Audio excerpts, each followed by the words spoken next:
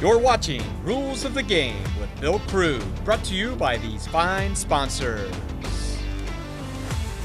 Albert Sporting Goods, American Legion Post 323, All Glaze Equipment Rental, Capabilities, David Wabacher Attorney, Eagles 767, FCA, Fowler's TV, Freedom Marketing Strategies, Grand Lake Roofing, Guarneri's Pizzeria, Jackalope Stash, Larry Schaff Auto Sales, Laura Yelton State Farm, MHS Alumni Foundation, Miller Funeral Homes, Minster Bank, Plus One Professional Real Estate, Ryder Rooters, Roots Pub, St. Mary's Foundry, Sean Barnett Electrical, Spees Chiropractic and Wellness Center, Spring Street Storage, TSC, and Varsity Lanes.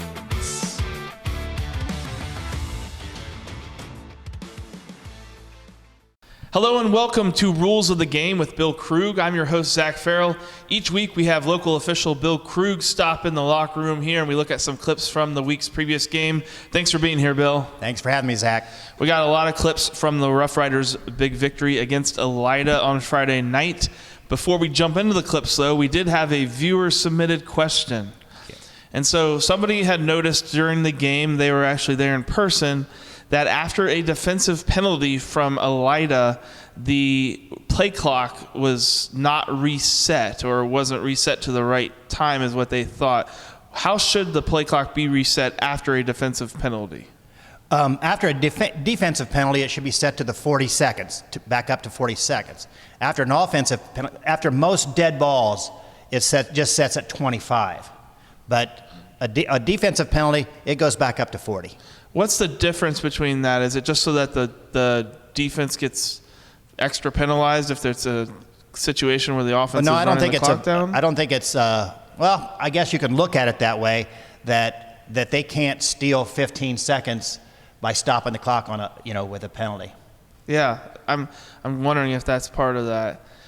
Is there a different hand motion for when it's reset to 25 and 40? When the officials want it reset to 25, they just put up one hand, push up the ceiling. And then if they want it reset to 40 seconds, they put up both hands. They push up both hands. So if you see officials doing that, they're telling the play clock operator, put it back up, put it back up to 25 seconds. Okay. Because sometimes, say a long pass downfield, it's incomplete, and we got to get the ball and get it back down and set it.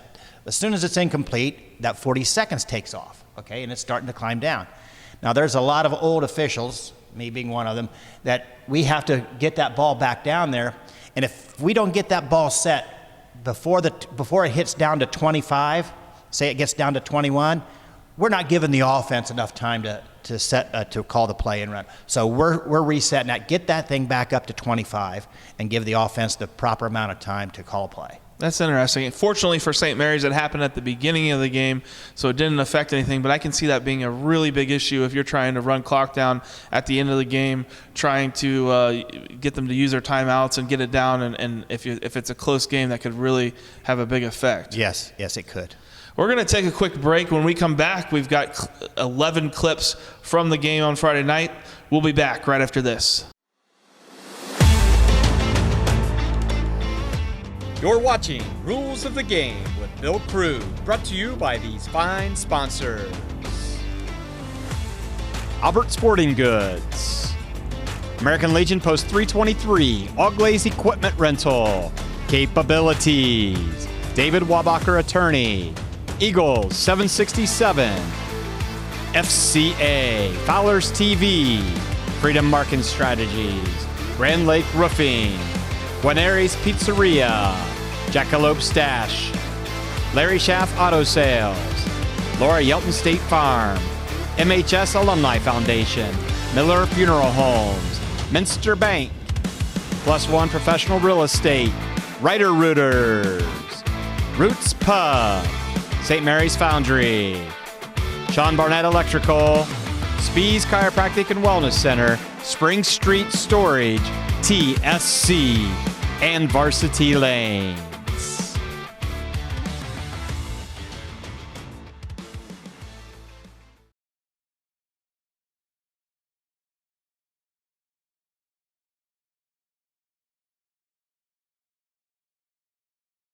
Welcome back to Rules of the Game with Bill Krug. Thank you to all our sponsors. We couldn't do this without them, and they've been with us all year.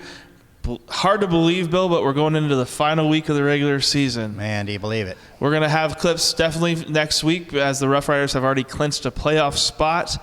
And then after that, it's up to the Riders whether we're back or not. So I want to thank you in advance for being here and for the whole year. But we're not done yet. Great. I hope we keep going about 4 or 5 more weeks. Absolutely. Let's jump right in. The first clip here was the onside kick at the beginning of the game. And I just thought maybe we could talk a little bit about the rules, because Elida did something interesting. They had 2 guys run at the ball, a kicker on the left side and a kicker, the person that ended up kicking it on the right side of the ball, kicked it down, and maybe even a third set up there. So did Elida follow the rules, or was this a legal kick? Absolutely, it's a legal kick. I mean, everybody within the 5 yards of where the ball is teed up there, they can move. See everybody moving? You can move. So you can't say that he faked the kick. As long as he doesn't go across the line before the actual kicker kicks, he's fine. And whoever kicks the ball, say there was 3 of them that were there, any one of them could have kicked it. Whoever kicks the ball, there has to be 4 guys on each side of him, at least 4 guys. So if the third guy in kicks it and there's only 3 guys over here or 2 guys over here, that's an illegal kick. We're going to redo it again, or the Riders are going to get... Did that change recently in the past few years, the 4 guys on one side, or has it always been It hasn't always been that way. It's been that way for, I'm going to say, 10 years. Okay. Yeah. All right, looking at the next play, nothing was called here, but I thought we very rarely get this angle where we actually look right down the line. Yeah. And I thought there was clear encroachment here from the Elida defensive line. It sure looks like it here. I mean, the camera's right there, and there's 2 of them across, I think. Yeah, it is the first play of the game, so I don't know if they were just giving him some grace there, but I don't understand how that wasn't called, to be frank. Yeah. That probably should have been called. And, a freshman game or a JV game, you're going to run out there after the play is over and say, back up. But this is a varsity game, and there's some, some meaning behind this one. So you can see right there, look, he's across again. Well, the very next play, they didn't learn their lesson, I guess, because the one came across, and then they still called encroachment. Okay, yeah. I don't know if they called it on him that had crossed originally, or if they called it on the DN here who was still, I think, a little bit into the zone. Either one, because they're both off, you can see. Right. So Yep, good they didn't call. get it right the first play, but at least they got it on the second one then. Yep. They didn't get away with it again. Not to be outdone, St. Mary's then on Elida's next drive had the little encroachment of themselves, and you can see the entire line sort of jumps at the same time. Looking then at this was a quick pass from St. Mary's. I think some fans thought it could be horse collar. It's a little hard to see because it's so small over there, but what are your thoughts on that? Well, from this angle and this, it sure looks like it could have been, because he pulled him down from the top, and he's coming backwards or sideways. So, yeah, it could have been. That's not a good, it's pretty far away. I can't tell exactly. It's hard to see, but the more I looked at it, he's grabbing him from that nameplate area. Yeah, the nameplate area up into the collar. And it doesn't matter that he's grabbing the top of it right there, like inside the pads. Here's an end zone view of the same thing. I don't know if it's because Trey Moore sort of went down sideways, and so maybe it didn't look like it as sideways or much. backwards. But If it's he fell backwards. He came sideways a little bit, but he ultimately fell backwards. So probably a missed call there then. Yeah, maybe.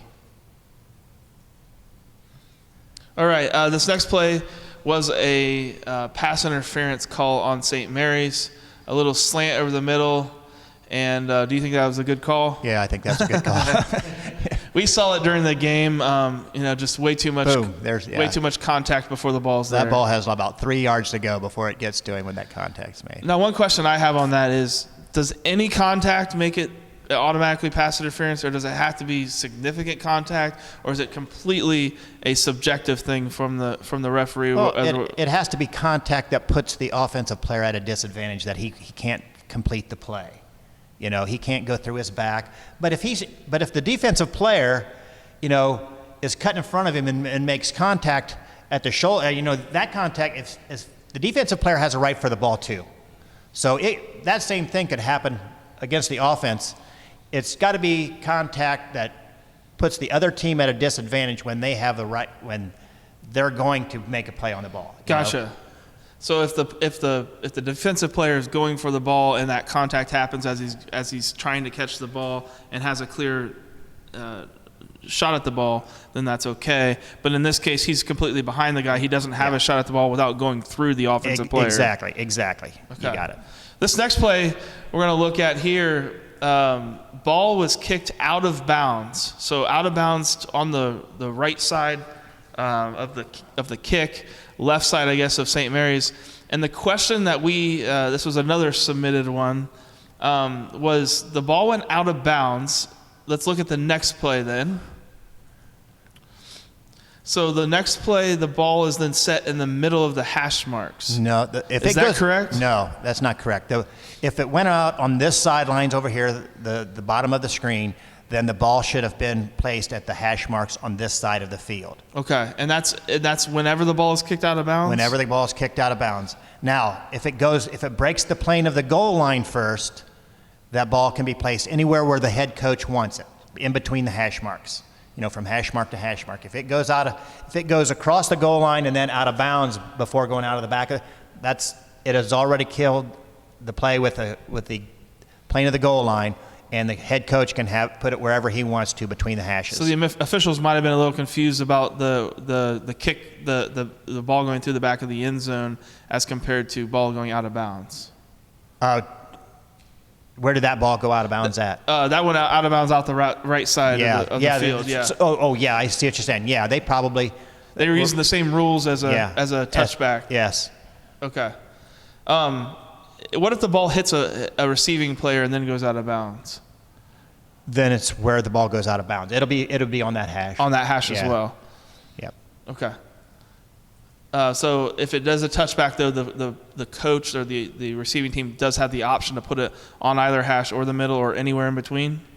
If it goes through breaks the plane of the goal line? Yeah. He has the option to put it where he wants to. Okay. Next play was a pass interference called on St. Mary's.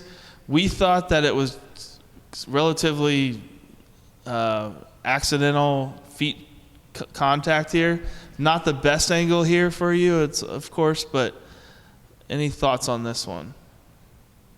That looks like that could have been passed on. That when their feet get tangled up, you know, the defense has his right to put his feet there too.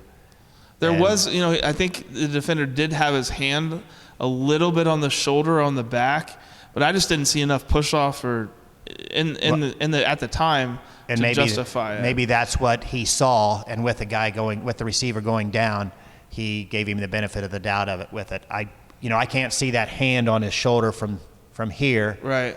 But if that's what he did, then he made the right call.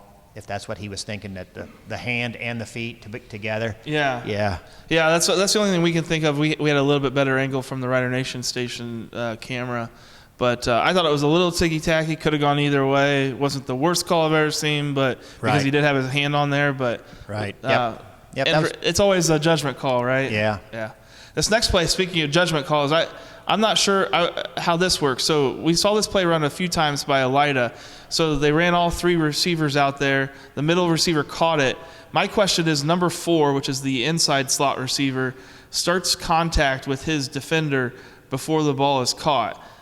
Should that have been offensive pass interference, or is that okay? That's absolutely offensive pass interference. The ball was thrown. The ball has to be thrown beyond the line of scrimmage, and if it's thrown beyond the line of scrimmage, they can't be blocking down there. When can he make that contact with the defender? Is it immediately off of the line of scrimmage? Well, if the ball's not. As long as the ball's not in the air. Yeah. Okay. As long as the ball's not beyond the line of scrimmage. Yeah. Okay. So what made that pass interference is that the ball was in the air.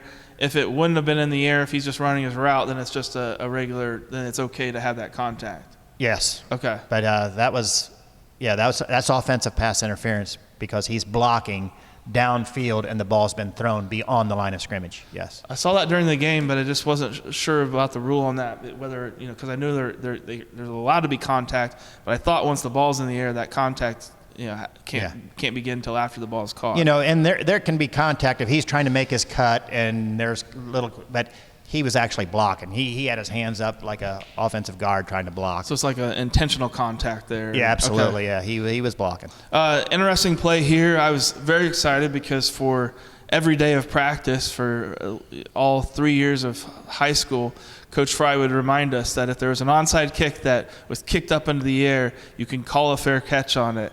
And clearly, I think Coach Bo Fry has done the same thing because the entire team called for a fair catch here when the ball was up in the air. Yeah, they did. Is that the correct rule? Well, yeah. Now, if this guy down here, number 12, is calling for a fair catch and the ball is kicked on the other side, they're not going to acknowledge that. Okay. If it's in the vicinity of where the ball is being caught, the guy that catches the ball doesn't have to give the fair catch signal. Someone in his vicinity, if they're calling fair catch, everybody is protected because of that. That's interesting. So the actual person catching it doesn't have to be the one that calls it as long as somebody near him calls it. Yes. This was a penalty then. They called catch interference on Elida, and I guess that's pretty obvious. They hit the player that was trying to catch the ball pretty hard there. I think he still caught the ball there, held on to it, so that cost him 15 yards. But right call all the way around there then? Yeah, it is. Good job by those officials. And the ball doesn't have – when the ball would be kicked up like this, I guess it still needs to go 10 yards no matter what, so there's no one question I had was we've seen in the NFL and college that sometimes the kicker will kick the ball down really hard to try to pop it up like that. Yeah, in Ohio high school rules, you can't do that. You can't pound the ball down into the ground and make it go up in the air.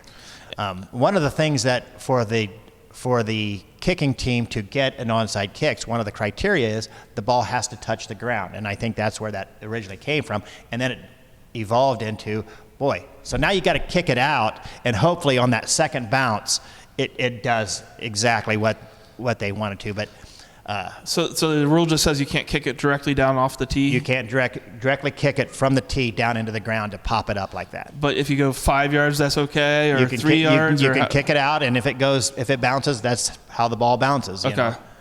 And just to clarify, if for some reason that was legal, which it's not, and it hits and goes straight up, there's no fair catch at that point because it's already hit the ground. Correct. All right. Yep. Finally, last call was just a relatively simple holding call on the center for Elida there, sort of towards the end of the game. Just wondered if you thought that was the right call. So watch the center on the nose guard for St. Mary's. I think that was Murray. Yeah. Kind of throws him by him. Kind of a sumo wrestle tackle, wasn't it? Yeah. We were able to see it up in the All Guys Equipment Rental skybox, so it was nice that the officials saw it there too. Yep. That umpire called that, and that's his responsibility, the center, the guards, and the tackles if he can get his eyes that far apart.